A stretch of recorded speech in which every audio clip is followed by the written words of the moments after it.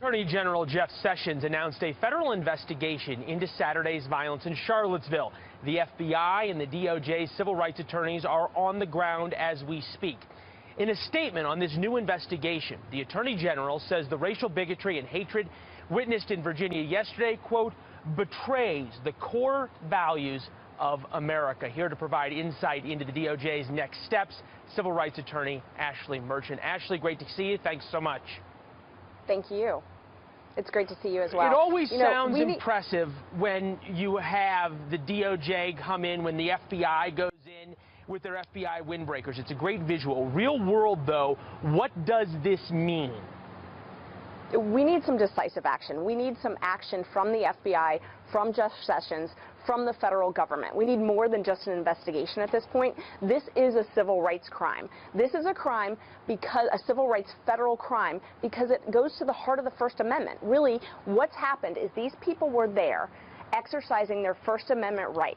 They were exercising their right to protest. They were exercising their right to free speech, the First Amendment, our first constitutional amendment. Ashley, and they were mad over. Who is the crime committed against? Because if you listen to the alt-right people, they say they were attacked. They were exercising their right to free speech, which actually a federal court upheld on Friday to allow this rally to happen. At the same time, the people on the left, the anti-fascist folks who were there, one of them was killed, a number of them were hurt. So is this a civil rights investigation into both sides, or a civil rights investigation into only the neo-Nazis and white nationalist groups?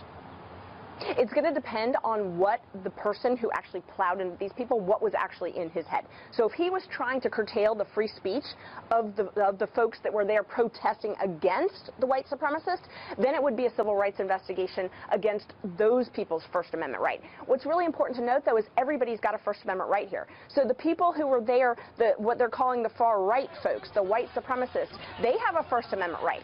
But then the folks that were there protesting against them, they've also got a First Amendment right. So any action that is meant to curtail those folks' First Amendment rights is a federal civil rights crime.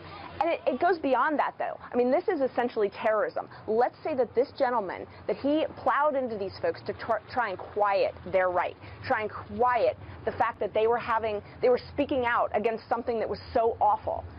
If he did that to try and stop them from doing that, that's domestic terrorism. That's exactly what we're seeing all across this country, all across the world.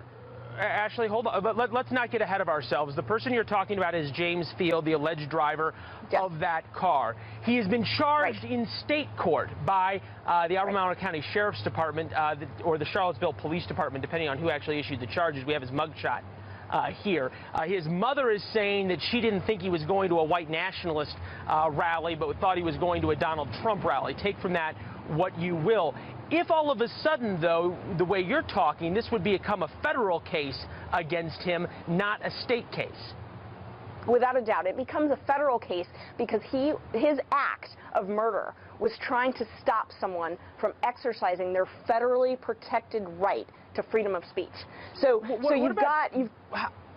How does this broaden out, though, in terms of going after some of these groups? Back in the 60s and later into the 70s and 80s, it was Morris Dees down at the Southern Poverty Law Center who pioneered going after these groups civilly. Are there a lot of people in that crowd, some of the people who were injured, this dead woman's family, who may have a case against some of these white nationalist groups? Well, definitely. There's criminal civil rights violations, and then there's civil rights violations. And so you've got the U.S. Code that protects, that allows the federal government to prosecute people for hate crimes, for civil rights violation, and how the federal government gets jurisdiction and why they should exercise jurisdiction in a case like this is because these crimes were meant to stop someone from exercising a constitutional right. And so they've also got the potential for civil liability as well. And so if the federal government isn't able to prosecute them criminally, which I think that they should attempt at least to investigate and come forward with, they might have the opportunity to do this in civil court where they could get money damages for whatever injuries it is they suffered. But what this is